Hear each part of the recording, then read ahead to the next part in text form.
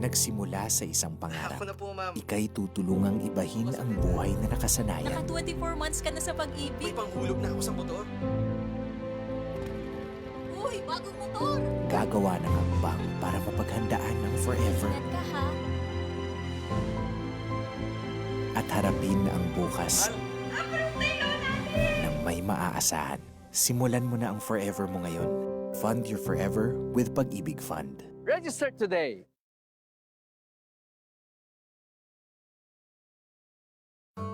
Bago ako magmahal ng iba, mamahalin ko muna ang sarili ko. Mag-iipon muna ako ng pag-ibig. Pag-ibig Regular Savings. Earn 25 times more sa contributions mo. Ang contributions mo, ipon mo. Mas malaking contribution, mas malaking ipon. I'm worth it. I deserve pag-ibig.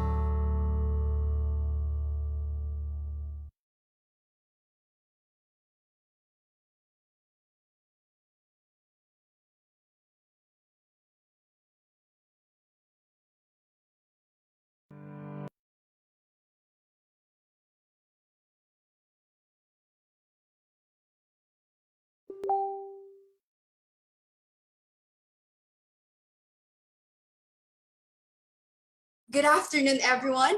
Welcome to another episode of the OSHDP Housing Talks. This is the online business meeting and industry forum of the OSHDP.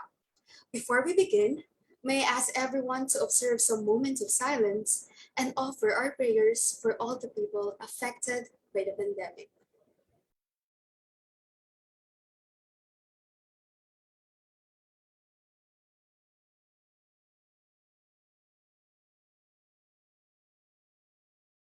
Almighty Father, with grateful hearts we praise your name for letting us gather as one united OSHDP. Full of trust in you, we surrender all our troubles and fears and ask for your divine mercy for the times we have fallen short and have offended you. Grant us, O Lord, the strength to overcome all challenges. We are surrounded by a dark shadow of disease and despair, yet your goodness and faithfulness fill our hearts with renewed hope and renewed dreams. For we believe that your light shall shine upon the dark, that your love shall comfort all fears, and that your grace shall heal our country and the world from this pandemic. With humble hearts, we turn to you, O Lord, and ask that united as one OSHDP guide our hands so we may help build dreams even amidst uncertainty and enrich lives even in our own moments of difficulties, so we may be true instruments of transformation to our fellow men, just like your Son Jesus, our Redeemer and the greatest healer of all. Amen.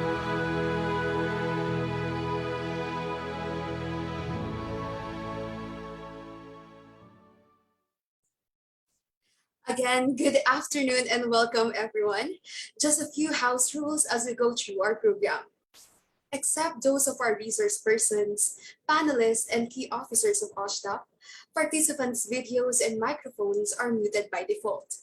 Virtual crowd shot will be taken with everyone during the meeting. We encourage you to turn on your camera then.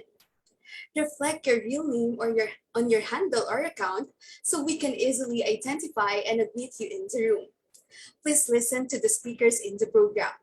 Use the chat box when asking questions during presentations so as not to interrupt the meeting mid-flow. During the open forum, use the reaction function in the Zoom app, then click thumbs up. You may also use the raise hand function. When asking questions during the open forum, please state your name, affiliation, company or organization, and the name of the speaker with whom you wish to address your question. Please observe decorum at all times. For those in the waiting room, kindly reflect your real name on your handle so we can easily identify and admit you in the room. Thank you. Today's Housing Talks is an opportunity for us to learn about the building information modeling technology, its features, and how it can help the local construction and real estate development industry. To generously share with us information regarding this technology, we have this afternoon as our guest speaker, Ms. Amica Paulino Ngo, the Managing Director of ECAS Consultants Philippines Incorporated. But before we begin, let me just acknowledge our national board officers, beginning with our chairman of the board, Mars Mendoza, National President, Gino Olivares, Director Emeritus, Engineer Jefferson Bonga. Other officers present are Mr. Charlie Tan, Attorney Ryan Tan, Paulo Roman Perez, Fiona King, Roosevelt Villanueva, Lawrence Alvarez, Cesar Wee, Fernand Imperial, Nicole Choa, and Jovi Capa. Our advisors, Bansan Choa and Maita Maglambayan. And of course, our presidents and representatives from our local chapters in North Luzon, Pangasinan, Central Luzon, Barzon, Cebu, Bohol, Bicol, Davao, Northern Mindanao, Bukidnon, Pagadian, and Zamboanga. We acknowledge as well the chairwoman of Subdivision and Housing Developers Association, Ms. Rosie Chai. Let me also take this opportunity to thank our partners who made this episode possible.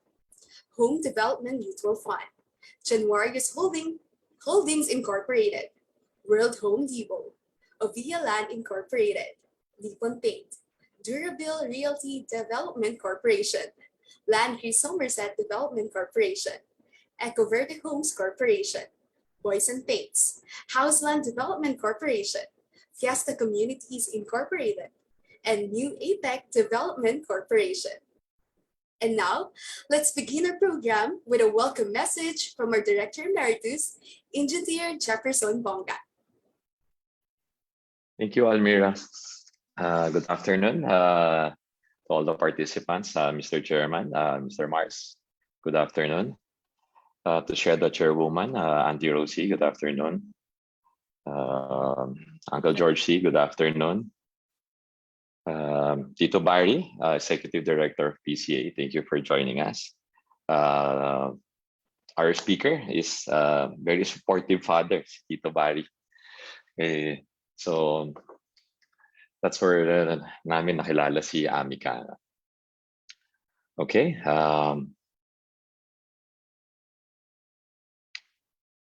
To set the tone for our housing talks today, please allow me to read the following, and I quote, "Modern technology has become a total phenomenon for civilization, a defining force of a new social order in which efficiency is no longer an option, but a necessity on all human activity." End quote. The use of technology for efficiency is no stranger to our real housing and real estate business. Hence, OSHDP is privileged to have as our speaker Ms. Amica Paulino Ngo,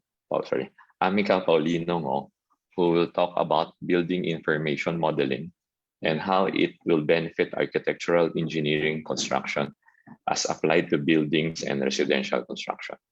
She will be properly introduced later. It is said that over the last 10 years, building information modeling is among the most sought after technology and innovation in both design and construction stages of buildings, including infrastructure. It is also starting to be adopted in the Philippines. Our topic today may be a bit futuristic. Steve Jobs has something to say about it. And I quote, "Let's go invent tomorrow instead of worrying about what happened yesterday." End quote. And now, I will formally open our forum today.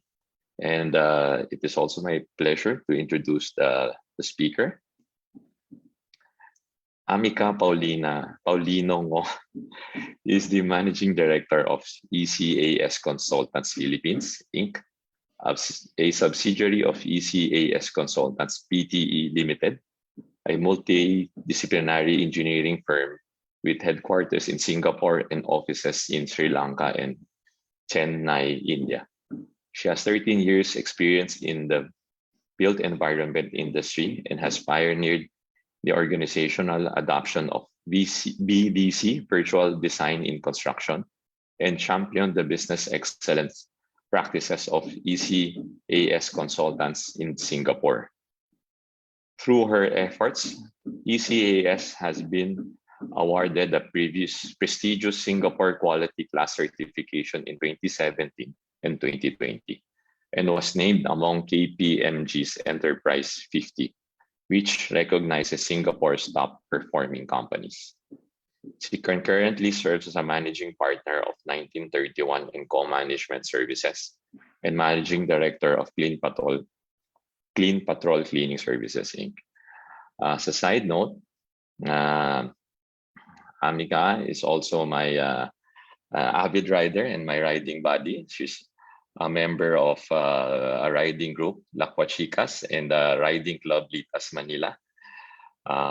She's also a very established entrepreneur. She has the Clean Patrol is one of her brainchild, and it's offer cleaning services, disinfecting services, especially now in time of pandemic. It's a very lucrative and good timing that she opened that company. So without further ado, Amica, go ahead.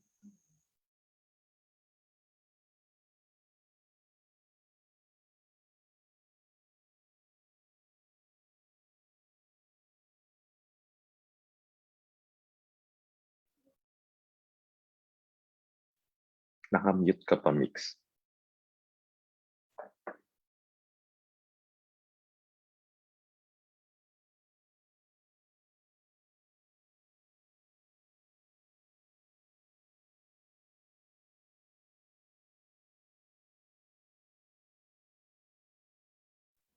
Share screen mo yata siya, Almira. Can you add her sa host to share her screen? Patrick? Okay na po, sir. Okay, thank you.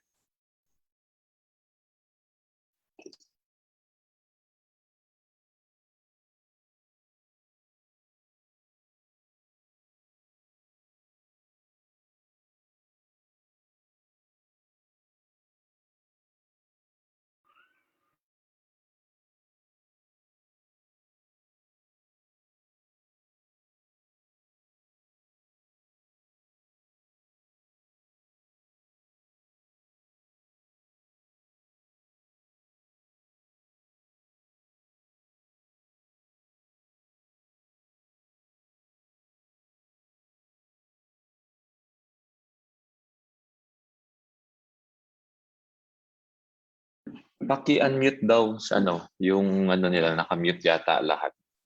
Hindi daw niya ma-override. Can you check mo na?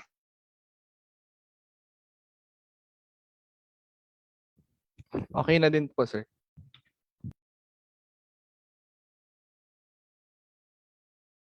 Parang hindi pa.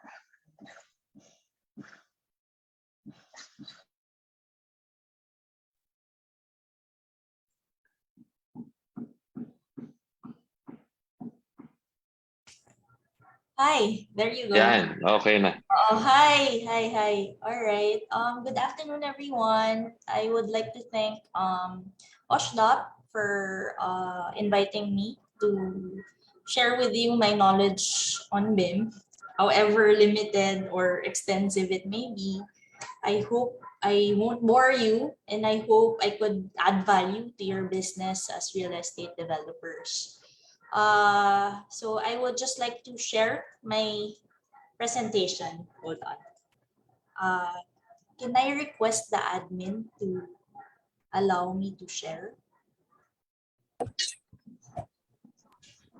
Hello, ma'am. Okay na din po. You're Okay already assigned po. Yes. Not able to click on the the screen.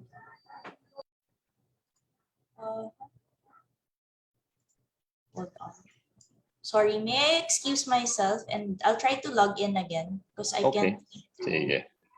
Sorry. Okay lang. Sige. Hold on.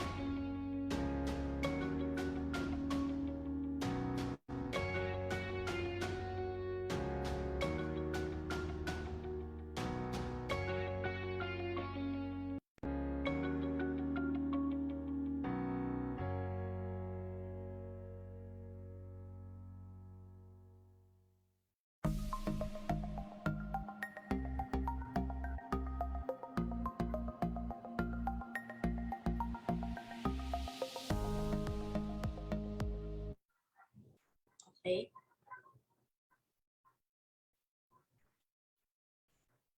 Hi. Okay, there you go. Let me just share my presentation with you.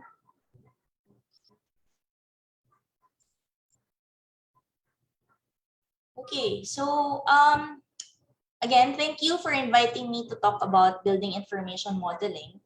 So I have very limited time. I could actually talk about BIM for a week if you would have me, but I only have maybe around 30 minutes to talk about it. So I requested your admin if I could narrow down perhaps to talk to the adoption of BIM in the Philippines in the context of how we adopted it back in Singapore. So to give you an overview, so I was already introduced by Jeff. Thank you, Jeff, for introducing me. So I am currently the managing director of ECAS Consultants Philippines, which is the Philippine arm of ECAS Consultants, which is headquartered in Singapore. So we are a multidisciplinary engineering company with maybe 90 to 95% of our projects in infrastructure and in the public sector. So we work on MRTs, schools, bridges, highways, tunnels, everything. So we mainly cater to the public sector. So I was engaged back in 2015, initially to help set up our Philippine office, but I was also later on tasked to head the business development division of the company. So my work was mainly focused on complying to Singapore's business excellence standards and taking care of all the awards and certifications for the company, including the ISO certifications and compliances. So I still work with them, but now I'm mainly focused on ECAS Consultants Philippines, which is mostly doing all the BIM jobs for Singapore. Concurrently, I also run Clean Patrol, which is a cleaning services company born out of the need to supply housekeeping services because mahal na yung mga kasambahay ngayon and they are very limited. But we mostly do post-construction works. So we have a lot of construction partners. And we also work with a lot of architectural and design firms for this, and some developers as well. So we've been around since 2017. So I've later on evolved to doing technical cleaning. So we also do spider cleaning. So we clean billboards, digital billboards, high-rise buildings using technical roof access. So there's all those, which I would like to think are part of facilities management. And at the same time, I'm also the managing partner of 1931 and Co Management Services. So we do a lot of consultancy works for startup firms in different sectors. We have clinics, we have real estate clients as well. So that's me. Okay.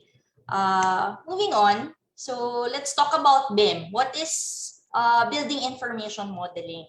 So I wanted to talk about it briefly in layman's term because I think we have a lot of audience here who may not be aware what BIM is yet. So building information modeling is a 3D modeling process that aims to improve work efficiency with the use of advanced modeling, simulation, and collaboration software. So it's number one, it's a modern architectural engineering and construction process. So as a process, it makes use of hardware, software. There are different software that you can use for BIM implementation and specific skill sets. So it's not something you just pick up and implement in your respective organizations. There's some technicality required to it. BIM, the second thing about BIM is that it's expected to improve efficiency. It saves time and resources by predicting, for example, possible clashes in your construction design, engineering design, and it helps provide a more accurate bill of quantities. Those are just a few of its benefits, no? But it helps you in general become more efficient with how you implement or how you run your workflow. It promotes digital collaboration, not just within the organization, but among the stakeholders that are involved in a construction process. So stakeholders are, for example, the client. And I would like to think that as real estate developers, this would be you. And you have your architects working on it. You have your engineering engineers working on it. You have your contractors working on it. And later on, maybe your facilities management also, your PMO. Okay. It allows stakeholders to objectively and visually review information, which aids you in your decision-making process. So for us as real estate developers, there are a ton of decisions you have to make. Decisions pertaining to budget, decisions pertaining to design, decisions pertaining to the value added. specifics that you want to offer your clientele. Okay. Lastly, it aids in future planning. Okay. It may be used in maintenance, for repairs, for facilities management. Even in Singapore, now we're all talking about safety. So we're already in the 7D. So nasa 3D pa lang yung third dimension pa lang yung Philippines. In Singapore, we're already talking 7. Okay? Nasa design for safety na kami. So we use BIM for this. And also for later on for improvements that you may have in mind. Okay, when, for example, you're extending your building. Yan. Okay.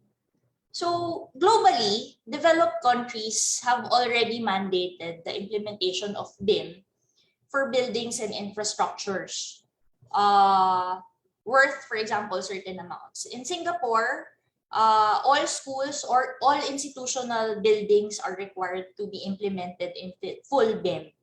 Okay, so our projects that are schools, hospitals, ganyan, we're required to do everything in BIM. Everything has to be designed in BIM. And there's a collaborative approach, and even the government, when we submit our plans, everything must be in BIM. Okay. The UK, however, is still number 1 in the adoption. I think in 2016, their adoption rate was already somewhere around 60%. In Singapore, admittedly, despite the efforts of the government to really push for BIM, it hasn't been fully embraced. So marami pa rin companies na na-stuck with regards to the adoption of BIM. So marami pa rin na-stuck sa 2D. Although when you look at their 2D, it's parang 3D na rin kasi siya. India has become the top outsourcing destination for BIM. Okay, their methods are their standards are European. So yung mga nag-champion for BIM like the UK, Singapore, Australia, they more or less have a connection with Indians because they're also a Commonwealth country. But I would just like to say that a lot of these global companies that we've worked with still prefer to work with Filipinos. Because we're easier to communicate with, and I think because we're more flexible in terms of deliverables compared to our Indian counterparts. Okay. In terms of players, it's the contractors talaga who are leading the pack in terms of BIM adoption. So trailing behind them would be the architects, and then after the engineers talaga. So just for an example, I think contractors like MDC 2 years ago had BIM farms. BIM farms would be the BIM office. They have around 600 or so seats already. That was back in 2018, 2019. So that's quite a lot. Architects naman, they were the first to actually adopt building information modeling in their practice. I think because a lot of the initial planning comes from them, and it's the architects talaga who are very visual, who have to provide visual representations of their work. Okay, engineers naman. For some reason, even back in Singapore, not a lot of engineers adopt it as a process yet. We have more architects who are available in adopting the system compared to engineers. I have yet to find a study on this, but one of the pioneers of BIM in the Philippines, Dr. Ernie De Castro of ESCA Engineers, has already proposed a BIM roadmap for implementation, for adoption, for a wider adoption in the country, which I sincerely hope would come into fruition naman. Okay, so what about BIM adoption in the Philippines? As mentioned, it was the architects who adopted it earliest. Siguro early 2000, they were already using AutoCAD and SketchUp for visualizing their works, maybe even the late 90s. However, there's clearly a lack of government support for this technology. For example, there's an absence of government-led initiatives for industry transformation, for the architectural, engineering, construction industry. No, we also lack mandates to fully implement BIM. So very manual pa rin yung approach natin with how we design our infrastructure, our urban plans, our buildings, for example, even the houses. Very manual. Unlike in Singapore, where they clearly have a roadmap for until when you can use specific technologies for. Here, it's parang a free for all. Whatever is more affordable or economical, that's where we tend to go for. Okay. In terms of training for BIM, anyone can train for BIM. So in ECAS Philippines, I have to share with you that our lead trainer is actually a nurse by profession. So she trained for BIM and she makes an excellent trainer. No? There are short courses available through various training centers in the Philippines, and online resources are actually bountiful. In fact, when we started adopting BIM in Singapore, I had to rely on what's only available online, on available training programs in Singapore, and scholarships provided by the Building and Construction Authority. Everything was also, scattered because the company was run by civil engineers. They were immersed in their work. So I had the burden of, starting a department on my own. And luckily, there's the internet, and the internet has a wealth of resources that, if you just know your way around it, you can actually find very good basis or foundations for your personal BIM adoption. Now, Philippines as an outsourcing hub currently, this is actually one of our challenges. No?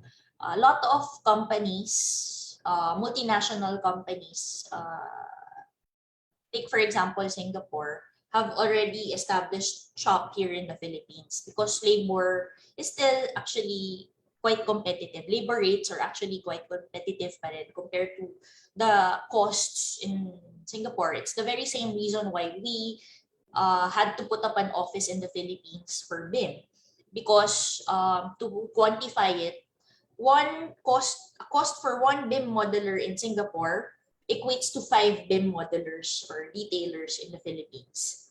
That's the difference in terms of cost. So even government-owned construction firms in Singapore are already in the Philippines hiring Filipino detailers to run their BIM offices and their BIM jobs here for Singapore.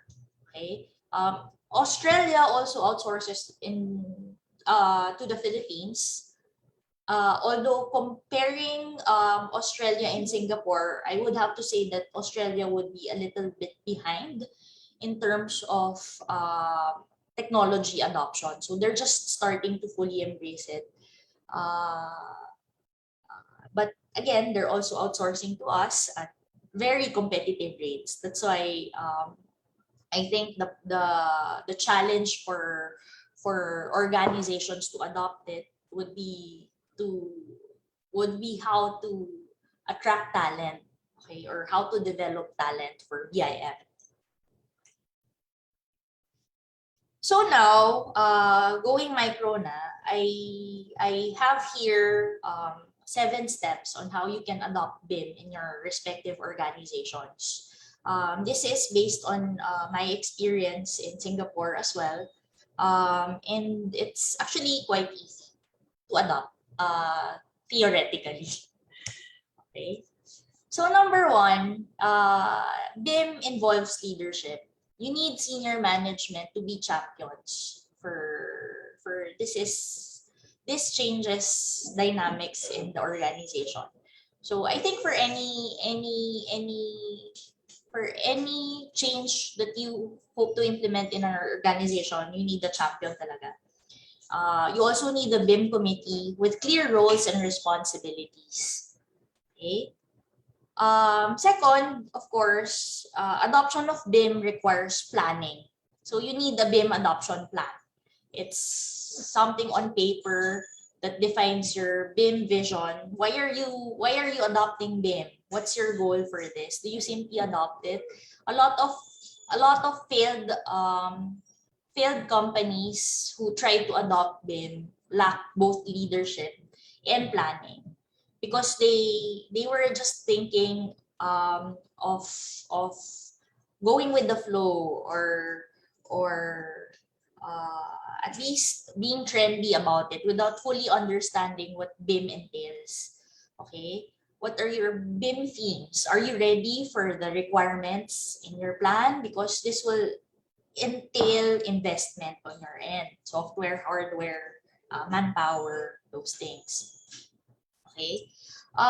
BIM is an information management tool also. So you have to define your BIM standards. I could go discuss this in detail, but it's gonna take another 3 seminars perhaps.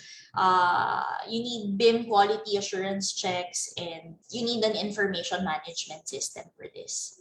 And then fourth, you need to define your process. Who are the people involved? How are you gonna collaborate with your stakeholders, your designers, your engineers, your contractors? You have to define these in detail.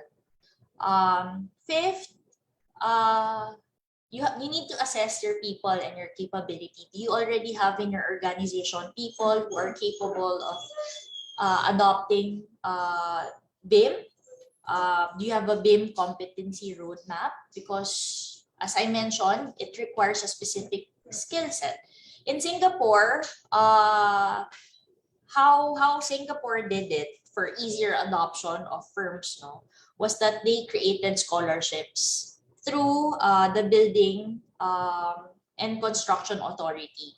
So organizations were offered a set of students who were willing to train for BIM, and in exchange, if they provide, if the companies provide for the tuition fees and then the tuition and training fees, these students or graduates would be tied to the companies for at least 2 years, okay, working on their BIM departments. And this was closely monitored by the Building and Construction Authority. So this allowed Singapore to produce local talent, because this program was only made available for Singapore permanent residents and citizens. Okay, kasi they felt that Indians and Filipinos, Sri Lankans were heavily occupying these technical jobs. And for a while, Singapore felt that they were underserving their own people. That's why they came up with these programs. So I think the same can be done in the Philippines. Although going back, as I mentioned, there's clearly a lack of government fundamentals to support these things. But on the private level, I think this is possible through OSHDP or through the Philippine and Constructors Association. I think you guys are most capable of providing this type of capability development programs. Okay. So lastly, under people and capability, you have to define the roles of everyone in your organization. The sixth component would be your customer engagement. So when do you do BIM? It's not for everything. You do it per project. The execution is per project, per development. So every project you're planning to execute requires a BIM execution plan. Okay, so that execution plan provides the terms of reference, for example, of all your suppliers, all the scope of works of everyone involved in the project. It also provides a schedule that your BIM team can commit to. So this allows everyone to manage their expectations from everyone involved in the project. Your BIM conditions also, for example, because it varies. Some BIM projects are quoted on a per square area basis. In India, they rate it per man hour. Okay. So lastly would be monitoring and assessing your results. I think this is where a lot of companies fall behind when executing projects because there are no defined KPIs at project, organization, and employee level. So we don't really have any basis for assessing whether a project we implemented was successful or if it was just a waste of time and resources. Okay. But defining your KPIs allows you to measure how much, for example, you saved on time, how much you saved on resources, ganyan. So these are the things we lack. Results. I think this is where a lot of companies fall behind. So you may be wondering, no, there are common questions surrounding BIM. For example, how much does it cost? What does it entail? So I'm providing you just a screenshot or a dashboard of what to expect when you plan to adopt BIM. So your hardware, meaning your computer, your workstation, would cost around 100,000. Okay, the software would be around 110,000, which is on a subscription basis. Per year. So that's for one seat alone. So it's quite expensive if you look at it upfront. Okay. To set up your BIM team, you need a BIM lead or a BIM director, a BIM manager, and a BIM detailer. Okay. So you need at least 3. The BIM covers 3 disciplines: architectural, structural, and MEP, mechanical, electrical, and plumbing. So iba pa yung MEP nyo for that. So that gives you around 5. Okay.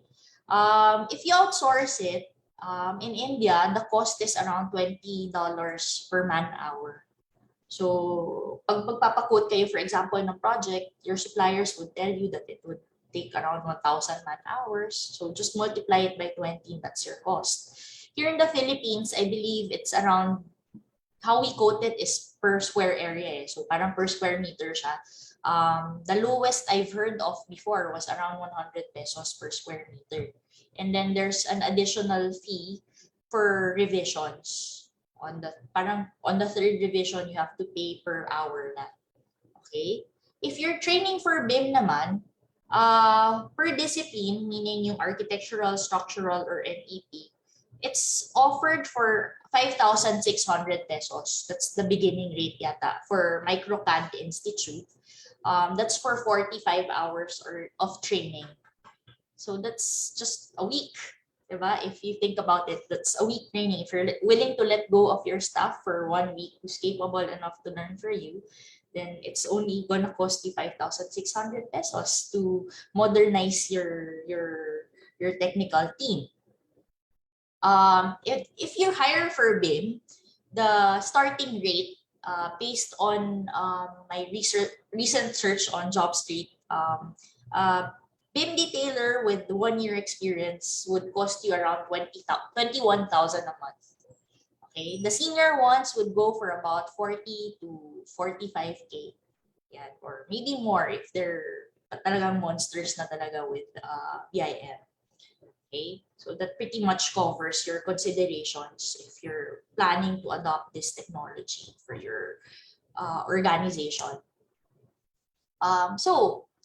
Is it worthwhile? Do you adopt it, or do you just wait and see? Okay, so here are your considerations. No, as real estate developers, it does give you better guidance when you make your decisions. Okay, so that's a positive. On the negative side, it's quite expensive. It will really require you to cough up some cash for you to set up your team. Okay, but it does allow you to produce better designs and quality kasi you're able to visualize it, you're able to anticipate clashes in design, so that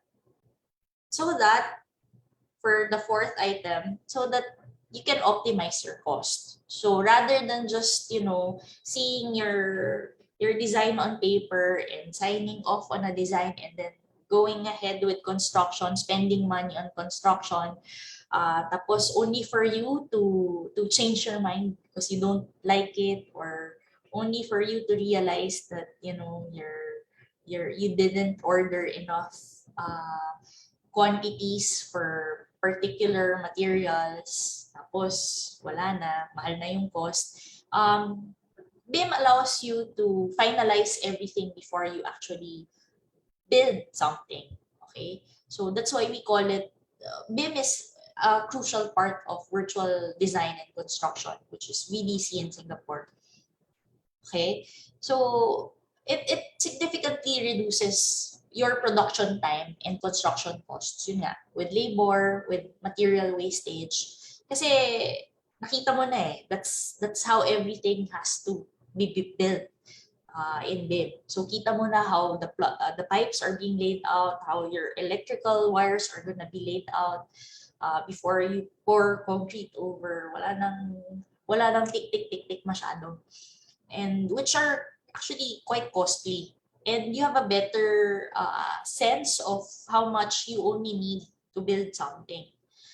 The fifth, medyo negative, it does require change management nga, and that's a lot of commitment from everyone. Kasi without everyone on board, it's not bound to fly. It's just gonna be an expense. Okay, this happens for a lot of companies na expense ng BIM. Even in Singapore, BIM could be an expensive endeavor kung hindi siya fully embraced by the management, senior management, by the staff, and the organization in general. So sometimes there have been specific instances for us na we prepared all the building information models of a big project, housing project, only to find out later on that the contractor is not on board pala, they're still in CAD. So imagine having to rework everything. Although yes, we can extract the models from BIM, pero kasi with software kasi you have to also consider that every year there are updates, and then some softwares become obsolete through time. So may mga iba na hindi nag-i-invest kasi regularly on software updates. So nasa 2015 na sila, and then nasa 2021 na kami. So we have to collaborate again and work on something to synchronize the work. But overall, and in the long term, it's bound to improve work productivity talaga.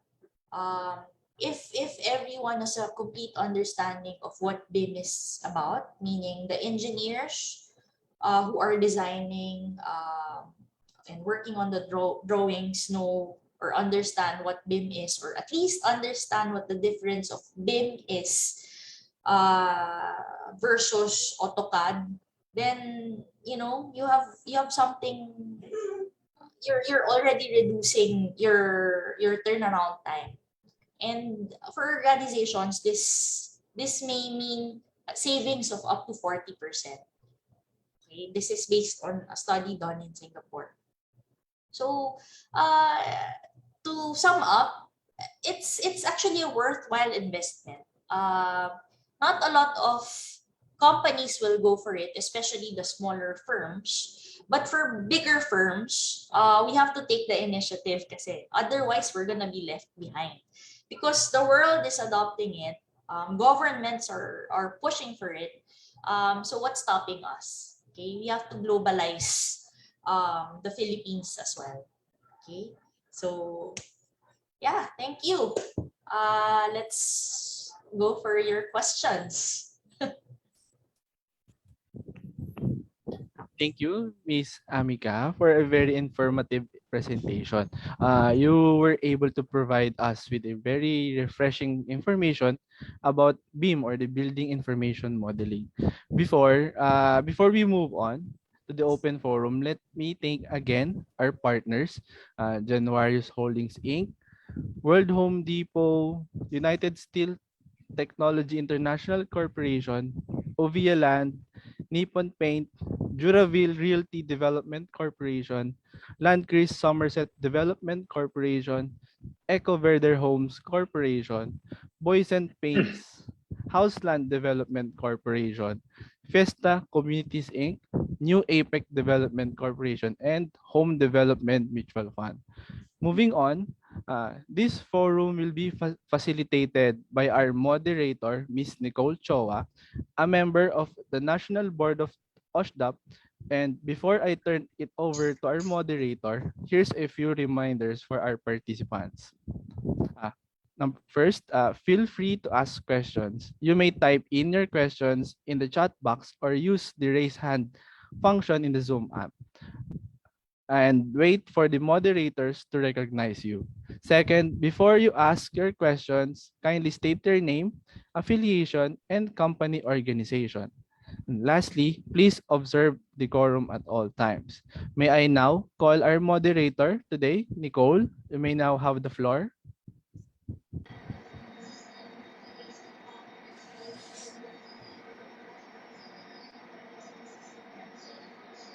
Hello. Okay. So,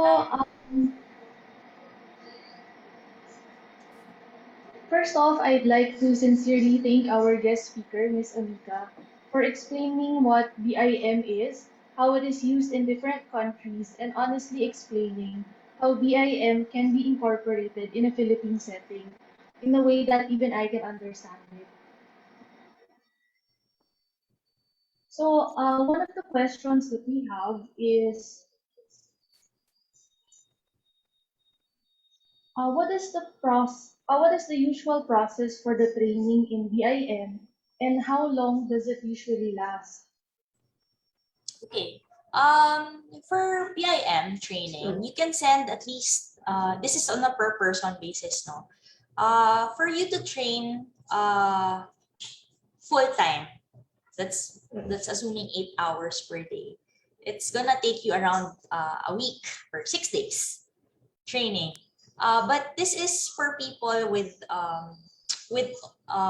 training on AutoCAD. AutoCAD is your your foundation for BIM. So you already have an understanding on how to lay out drawings. No? For AutoCAD, I would give it 2 weeks training for someone who has no idea at all what AutoCAD is about. So that gives you a total of 3 weeks training for you to understand and implement BIM on a basic level. This is for one user and one discipline. So you can choose either to pursue an architectural discipline, a structural discipline would take another week, and then MEPS, your mechanical, electrical, plumbing training would take another week also. So in the Philippines, we have more MEPS BIM users. And then next would be architectural. Last yung structural, which is strange because heavy ang structure eh. Nicole, I'd like to add something lang. Okay. Yeah, just to share, my experience. Our company, for our condominium projects, that's the first time we've used BIM. At first, as Amica said, medyo hesitant because of yung cost, and we really don't know how to use yung information as explained. But when we got the results ng BIM, actually, eventually when we computed the cost, it will save us a lot of money kasi nga yung una the delays, di ba? Because yung conflicting ng design ng architecture tsaka structural and yung mga plumbing na eliminate lahat yung mga costly na nagiging issue na you encountered down the line or during the construction. Second na nakita naming cost dun is, especially for us developers, no? Most developers especially have multiple projects. We have already our own management team. It will help us save yung dun sa pagbabayad natin sa consultants, right? Kasi dati, di ba, if you have a building, if you start doing a building, you have yung mga designers nun, plumbers, di ba, yung mga sanitary engineers, every month babayaran mo yun, eh, di ba? Every week they go to the site for the meeting, for the every time may papa-revise, so you have to pay them. Even sabi nga ni Amica, property management companies, you have to pay them. Nung nakita namin yung BIM, I think one of the things, those costs mai-eliminate yun eh. Because advanced information has already been given, conflicts has already been resolved, tapos implementation na. Tapos the third one na nakita namin importante at that time was yung estimates, quantity estimates.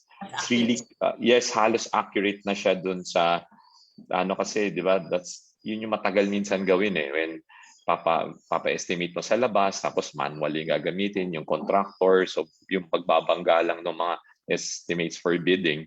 So those three benefits nakita namin. That's why from now on, lahat ng condominium projects namin is diretso na kami sa BIM. For housing, hindi pa namin kasi maliliit yung bahay eh. Kaya pa siya. But just to share our experience with the BIM.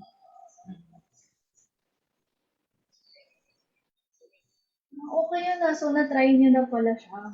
Yes. Siya, very, very useful siya. Without really advance yung cost niya, but yung information na makukuha mo is it's very useful to any developer. Siyempre, of course, if you're a smaller developer, outsource mo na lang sa ibang tao, kailangan ECAS, di ba? But for bigger ones na maraming projects, especially for condominiums, I think it will be very, very useful for them. Especially if meron din silang mga contractors, kailangan beneficial din sa kanila. Because I think you've mentioned also a while ago, most of the people in the Philippines, they use AutoCAD, either from BIM. So, in terms of costing or scheduling, how are they, yung difference niya, yung main difference, is it possible to explain that? Actually, AutoCAD kasi 2D lang siya eh. Para siyang drawing lang. So, you have to consider that there are elevations pa. You see your drawings ng 2D, yung elevations mo, 2D pa rin eh. You won't see potential clashes with 2D drawings. Unless you have a consultant nga, as Jeff said, who will tell you na, teka, clash yan. Unlike in BIM, you're already designing your building virtually eh. So you already see where everything will be laid out. Makita mo, even the scheduling. Kung kailan papasok yung ganito, si contractor na ganito, kaya niyang gawin eh. That's the beauty of BIM because you're already organizing your building information in a way project managers or project planners would do it. You see it na laid out in front of you. So you already have a more concrete sense of the costs involved for every component of your project. So yun. So nakatayo na yung BIM, you see it in different angles, you see the inside of your building, and you don't see that with AutoCAD. No? AutoCAD is mostly lines lang yan eh. Lines. Pero itong BIM, it identifies problems in your design. So your BIM detailers are trained to identify those. So imagine having a detailer identifying potential choke points or problem points before you even construct it. Yun. Ayun na. As for going back dun sa mga gustong mag-train, around how much would it cost? Ayun, siguro expect to spend somewhere around mga 18,000 per person if you send them to MicroCAD Institute. So that's actually cheap enough. In Singapore, we have the BIM management program offered by the BCA Academy. So that's Building and Construction Authority Academy. So the BIM management training, that's for your BIM manager, no? It's around $3,000. So converted into peso, that's 90,000. But the thing is, Singapore offers discounts for Singaporean firms. So we only pay 10% of the cost. So that's only 9,000 pesos for a week program. So that's already a diploma for you. You have a BIM management diploma after a week of training. So it's open to Filipinos actually. Yun lang, you have to shoulder the cost for airfare, for accommodations.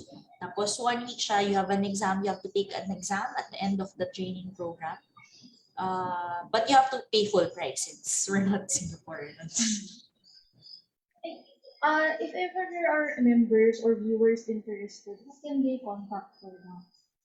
They can check the website of BCA, which is www.bcaa.gov.sg. The application is online. Or kontakin nila si Amica. Pwede rin naman ako. I can assist. Okay. So I guess one more question is, because third dimension na tayo, you've mentioned a while ago na Singapore is already in the 7th dimension. So what are the 4, 5, 6?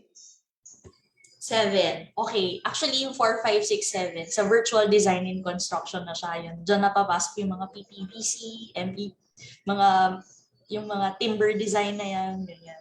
So, medyo technical siya. So, we can have another talk, perhaps, for the 7D. Medyo mahaba siya eh. Pero it's, to sum up, it's actually part of Singapore's industry transformation roadmap. So it entails na this is for prefabricated materials, PPVC. So kung saan siniset up yung mga yung production house mo. Kasi in Singapore, you have to understand there's very limited land area. Tapos how they do it is they set up their production stations outside of Singapore, on the borders of Singapore, which is Johor Bahru in Malaysia. Tapos it's an hour away from Singapore. Doon sila nag-set up. Tapos it also covers how these prefabricated materials are transported into Singapore para salpak-salpak na lang siya. So ganun. And part of it also is the design for safety measures na rin. So they're trying to reduce accidents on site, the impact of traffic. So all those are already involved para very lean yung construction process niya. So that's just the gist of it. But yeah, I might need another hour to discuss. Sige. Schedule ulit. I have a question na Nicole. I have 2 questions. No? First is there any limitations for BIM? The only limitation would be, the first limitation for BIM is the acceptability of the technology. So in the Philippines, very low pa rin yung acceptance rate ng BIM on the organizational level. So yun yung pinaka-limitation niya. In terms of usability. Pero as a tool, ang limitation niya would be that it's tech-based. So it requires It requires talaga, it's dependent on communications infrastructure. It's dependent on the power supply. So kami dito sa Philippines, since the pandemic, I had to shift to a work from home setup.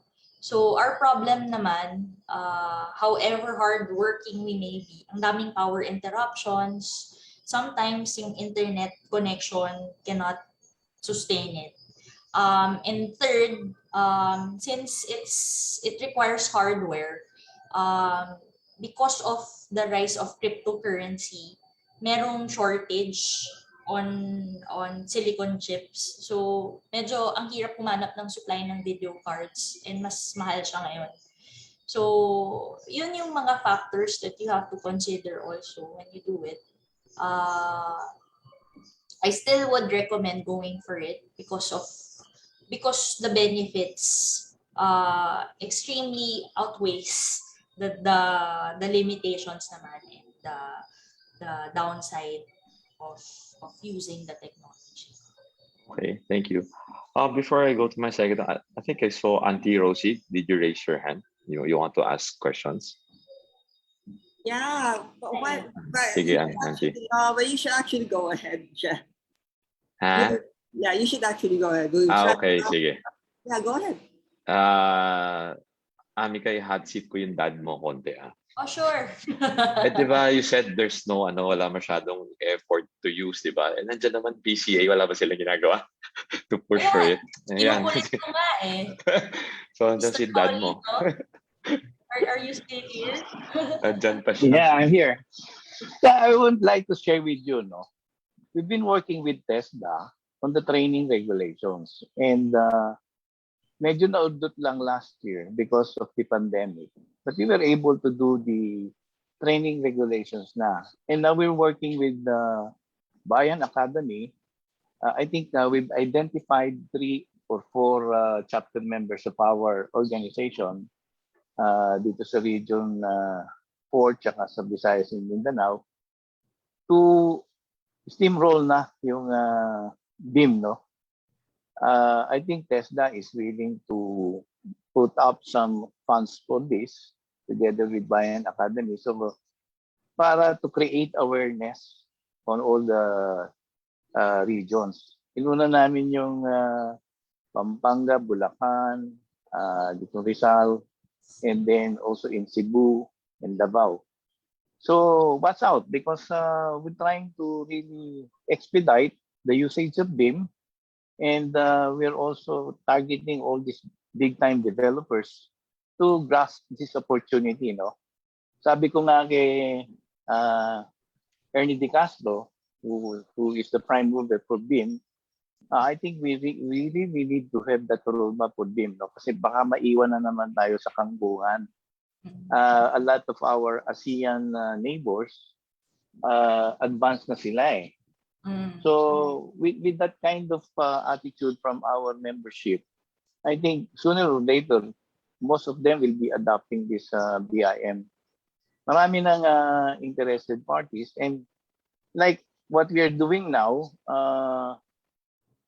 we touch base with Bentley of Australia because under the government industry academic partnership, we're coming up with the bridge competition from design to methodology of execution to actual build-up of the miniature bridge.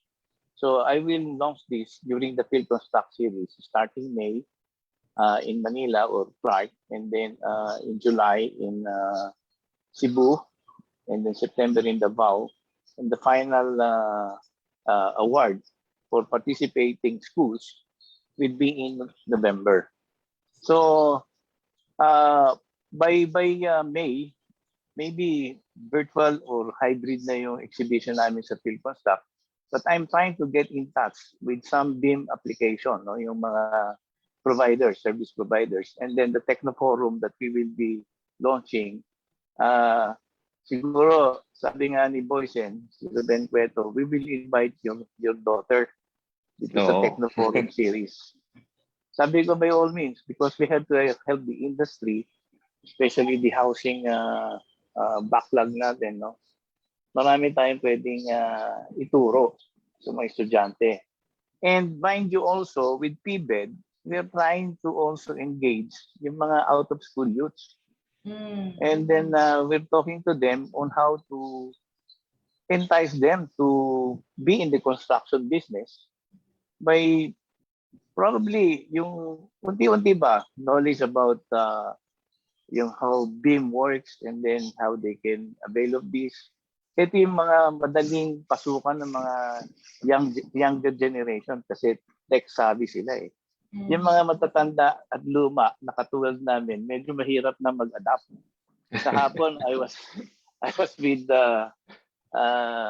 George Consuni and si Bobby Castillo of EEI. We were joking.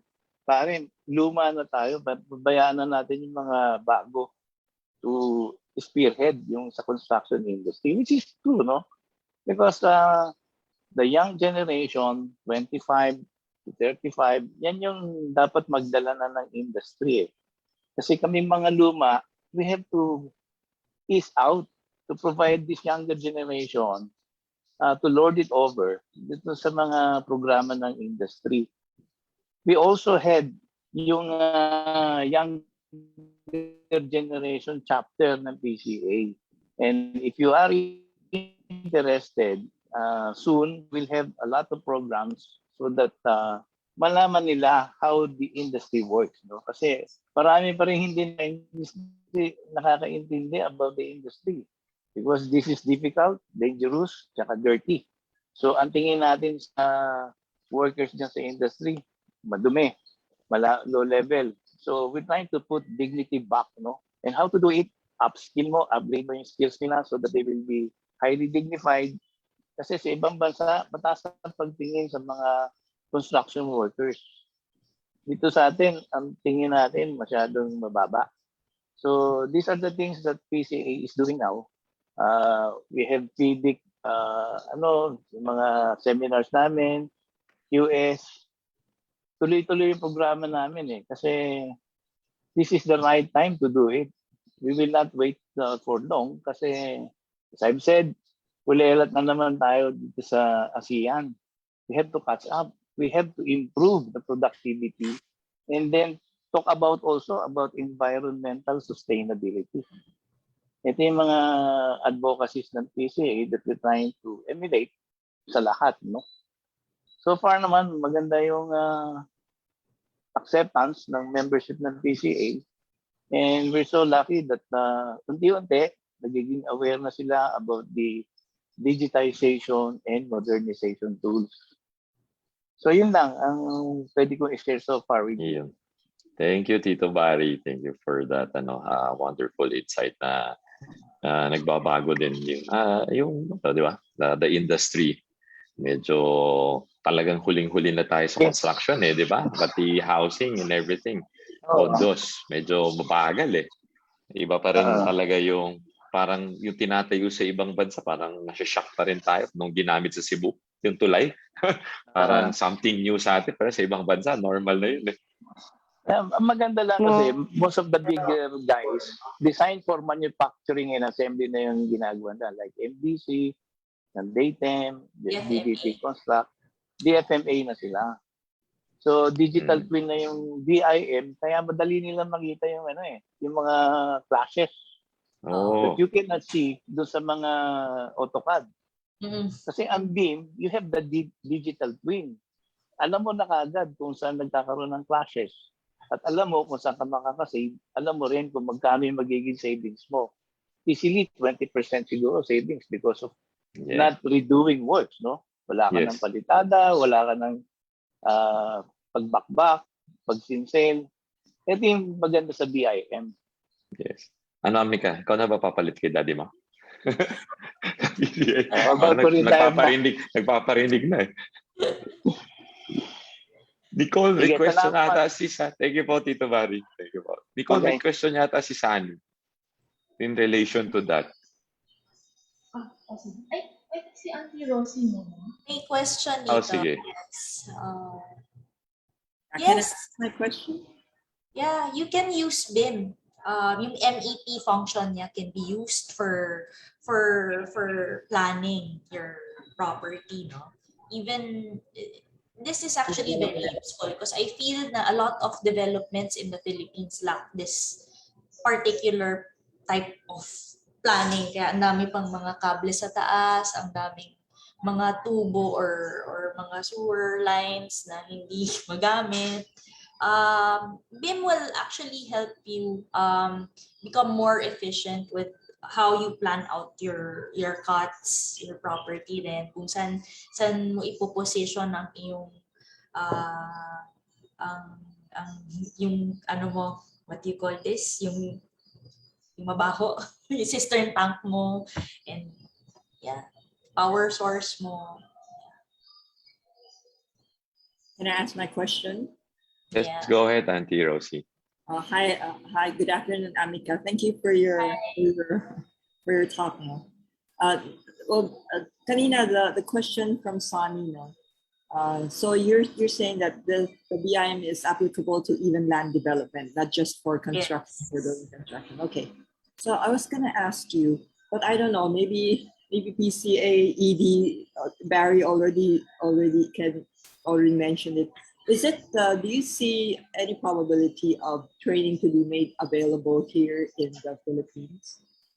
Is that in any way related to what the ED Barry talked about a while ago? Training programs. Yeah, training. You mentioned earlier that the training the trainee will have to go to Singapore. Yeah, hopefully we can implement something for the Philippines. Although what's value added to doing it in Singapore for now is that they already have all the documentation, the systems, and they have success stories to tell. Later on for us, since BIM implementation in the Philippines is not yet as solid as how it was adopted and implemented in Singapore, maybe 2-3 years down the line, we can have authority figure that can certify Filipino trainees, no, just here in the Philippines. And who knows, maybe we can invite the Vietnamese, the Thais to come over and learn from us, because technically speaking, Filipinos are still very tech savvy. The youth learn very easily. They pick up on technology very fast. That's why Singaporeans and even Australians still prefer to work with us over our Indian counterparts. And we're workhorses. So we're very flexible then with how we use our time. Yeah. So Amica, is there no course like training the trainers? Somebody can train, can learn, can get a certification, and then for him to be authorized or qualified to train in another country? At the moment, no. We do have training for use of BIM, but training managers to adopt BIM and implement BIM in organizations is a different story. We don't have that yet. Right. So, may I ask another question, Jeff and Nicole? Sure. Yes, Auntie, no problem. Go ahead. Amica, you mentioned about the cost for the software. Yes. 100,000. It's 100,000 per year. Yeah, per user per year. And you mentioned about the team in case you need around 3 to 5, including the MEPs, no? Yes. It's gonna be per year, no? Correct. Yes. It used to be that they sold it on a perpetual license basis, but there are problems with illegitimate use of software. So what they did was, just turn it into a subscription. A lot of software are subscription based now. So that and how software developers do it to survive also the life of their business is that they introduce regular updates so that you're required to renew your subscription. And they're very they're very strict now. In fact, for myself, no, I had sometime last year when we shifted to work from home setup. The legal team of AutoCAD reached out to me because they found a different IP address using the software that was issued to me. So I had to explain myself that we had to shift to a work from home setup, that hence the difference in location and IP addresses. And it took a while to settle, no, but they were requiring me to purchase 2 licenses to make up for the discrepancy. So medyo nang babraso din sila talaga. Kasi ang mangyari, what's the point of training if you don't get the software, di ba? No, you need to get the software. The training costs itself is very affordable. Yeah. But the software, if you look at it on a per month basis, I guess it's still cheap. And if you're in the business of BIM production, it's actually quite lucrative. There are others who get paid somewhere around $100 to $120 per hour. So yan yung mga, I think mga Australians are the ones who pay that much, no? Kasi they're new in the game, they don't know the rates yet.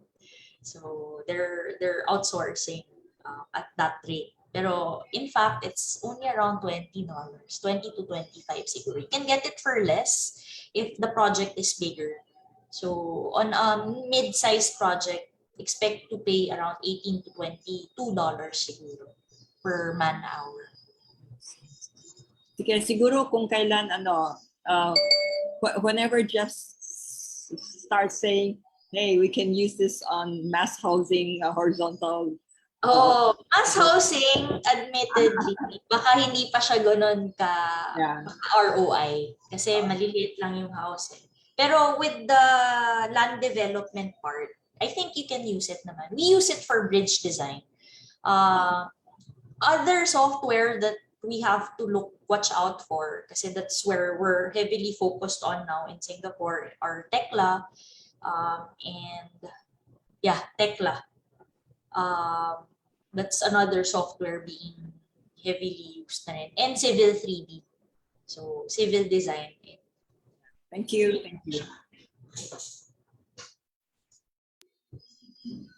So we have one more question from the chat box. What about the acceptability of BIM by our government? And do you know if the government has used BIM in any of their projects?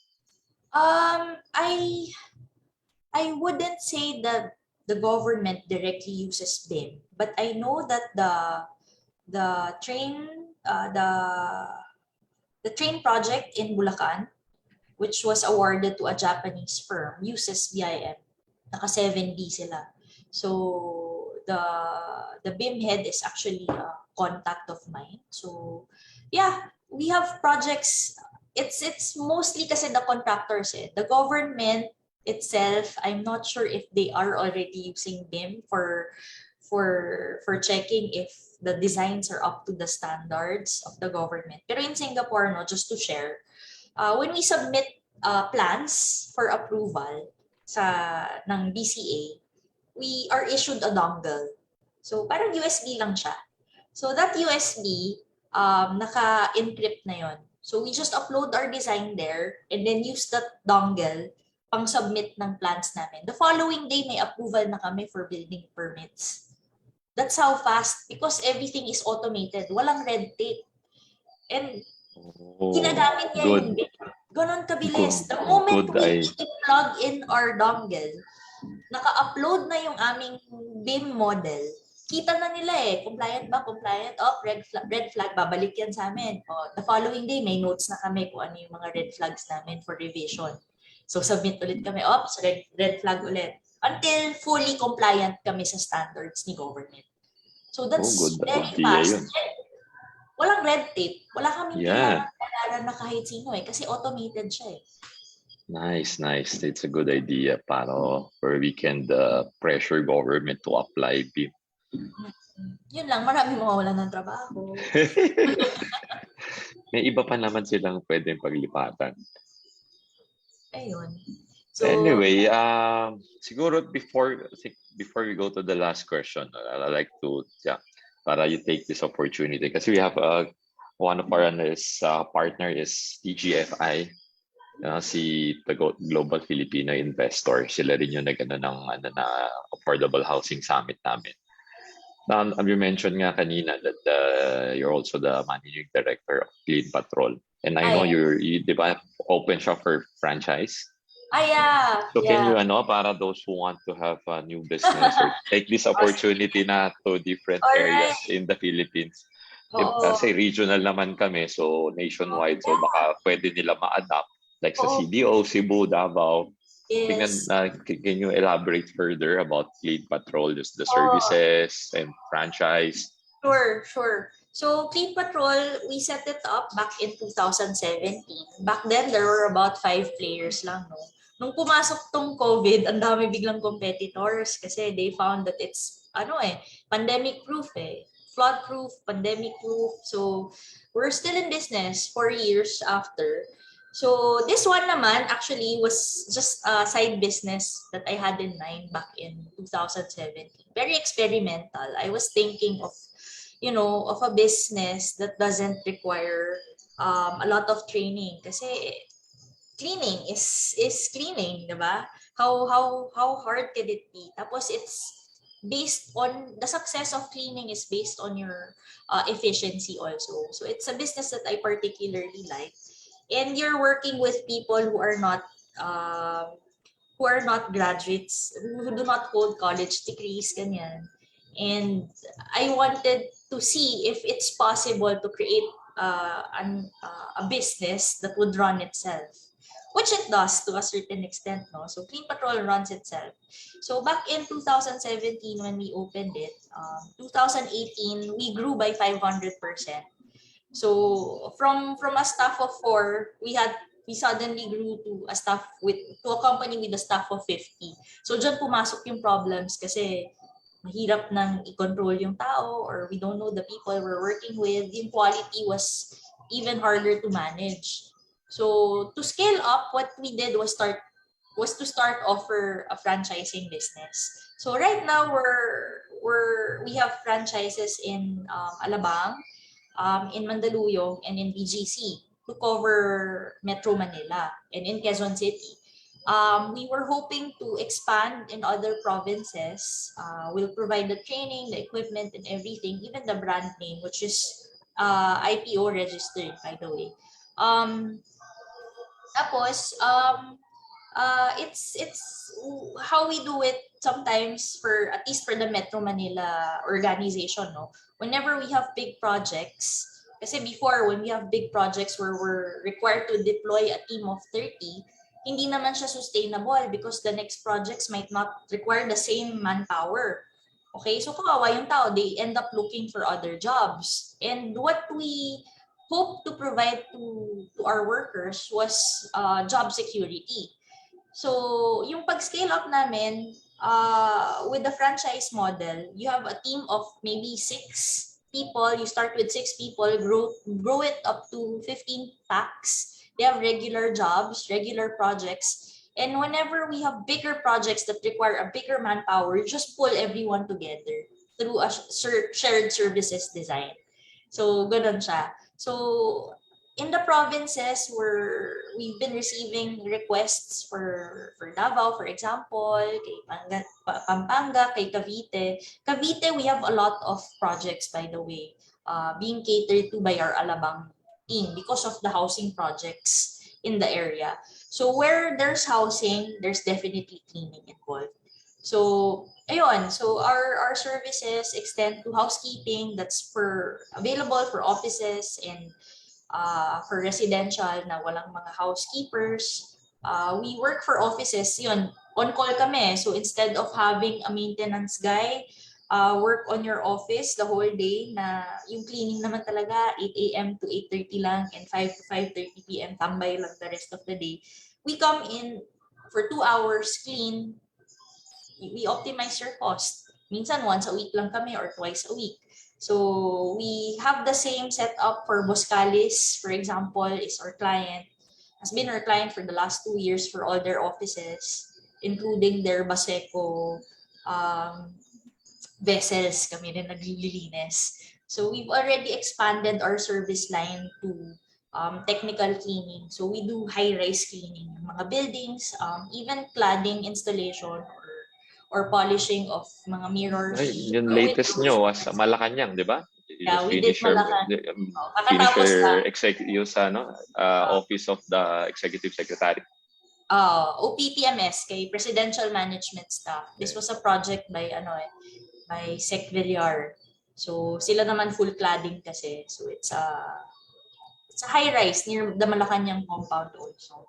So kakatapos na namin 25-day project. So yun. So we also do a lot of, kami rin ang naglilinis ng mga digital billboards. The one in Soler, Okada, yan, yung sa EDSA Shrine. Kasi it requires medyo some technicality tsaka medyo sensitive ang mga LED panels. So yeah, if you're interested, we're gonna try to open up a few slots for franchising again next year. So let Jeff know. Okay, thanks, Amica. Thank you. So Nicole, we have a last question ba, Nicole, or we're gonna close na? Okay, so yung last question lang is for both Ms. Amica and Sir Barney. What are your pieces of advice for developers who wish to utilize this technology? How can they reach out to your firm for your services? I can leave my contact details to you. Actually, I help companies set up change management, and if they plan to adopt, at least consult first if it's for you before embarking on significant investments, and before it's not for everyone. BIM is not for everyone. You have to understand how it will add value to your business first before you take it up. No, that's one. Second, learn for yourself. Marami kasi kaming experience na nag-BIM na hindi naman nila ginagamit yung BIM. This is based on personal experience, no? There are firms we work with, yung mga design engineers don't understand BIM. So their expectation of modelers is that these modelers should have the capabilities of a design engineer. So minsan pinapamodel na nila sa mga pinapadesign na nila sa modelers yung structure unknowingly.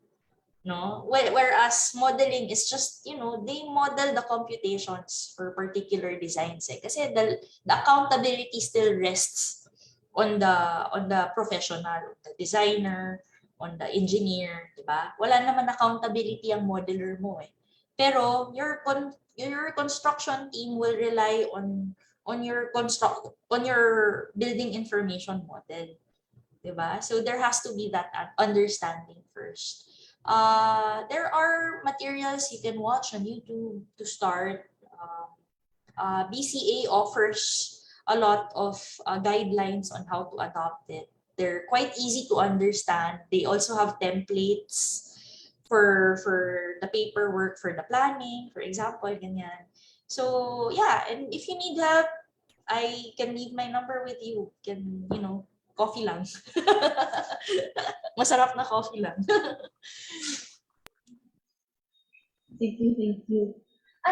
That's the last question for today. Parang last piece of advice lang. Kasi syempre, OSHDP is still a organization for socialized housing and economy. Yeah. Ayun, yun pala, you have to consider also that there's a shortage of skilled workers. So I think since we have decision makers here in this talk, there has to be collaboration also, and synergy for all the stakeholders in the AEC industry, diba? So para for this to work talaga, everyone has to embrace it. Otherwise, it's not gonna fly.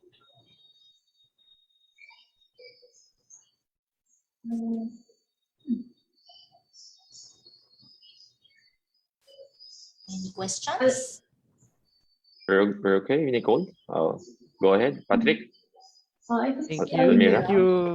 thank you very much for this very engaging open forum, Miss Amica, and also for the wonderful insights of PCA Executive Director, Mr.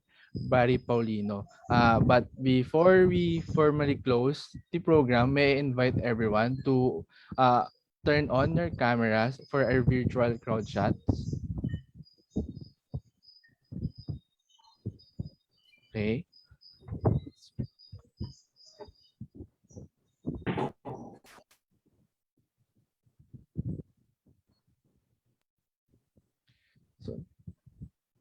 So we have now 3 windows for the Zoom.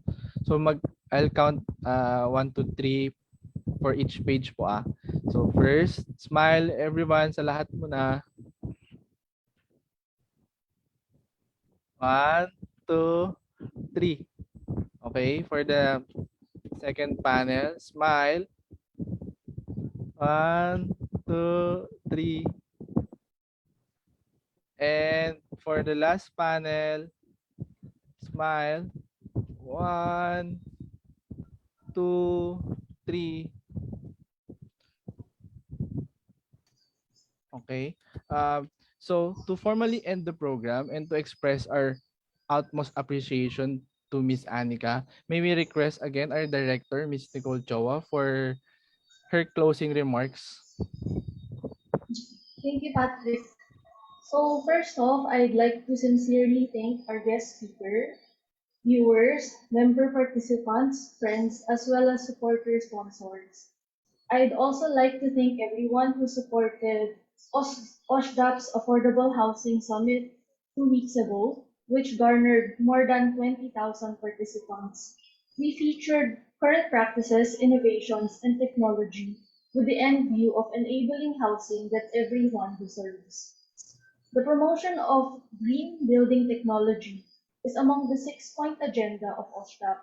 In this regard, we are among the founding organizations of the PropTech Consortium, which embraces the use of technology in all the aspects and value chains of residential housing development. This is the big picture behind our episode today on building information modeling.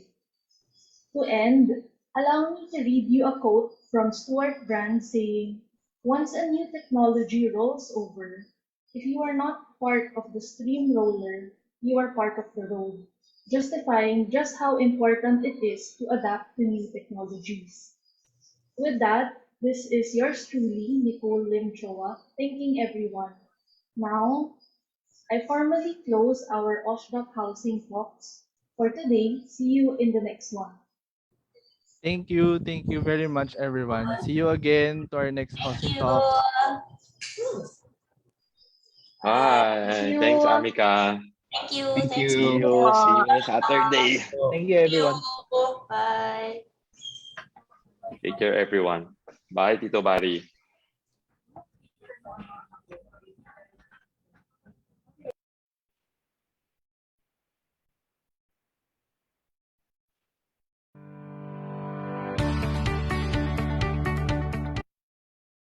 Presenting the Organization of Socialized and Economic Housing Developers of the Philippines' Shelter Agenda for a New Decade.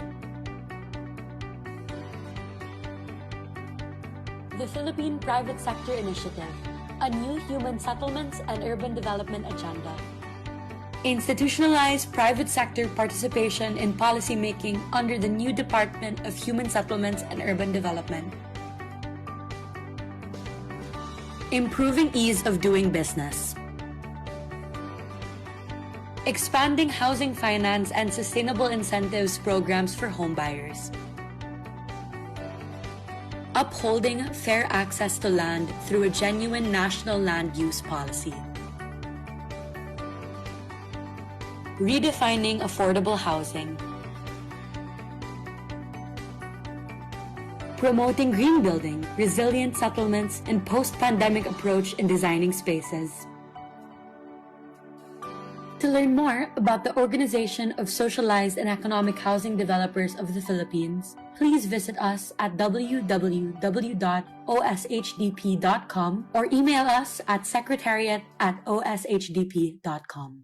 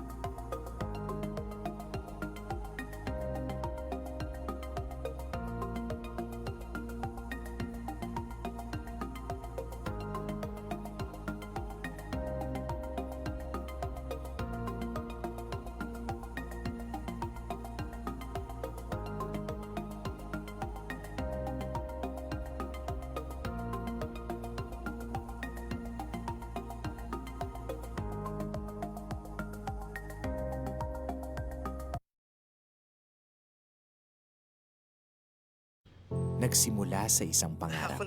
Ika'y tutulungang ibahin ang buhay na nakasanayan. Naka 24 months ka na sa pag-ibig. May panghulog na ako sa motor. Uy, bagong motor! Gagawa ng hakbang para mapaghandaan ng forever. Ingat ka ha.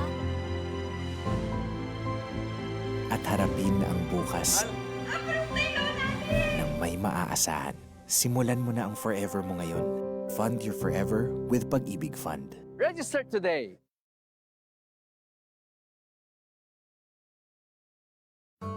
Bago ako magmahal ng iba, mamahalin ko muna ang sarili ko. Mag-iipon muna ako ng pag-ibig. Pag-ibig Regular Savings. Earn 25 times more sa contributions mo. Ang contributions mo, ipon mo. Mas malaking contribution, mas malaking ipon. I'm worth it. I deserve pag-ibig.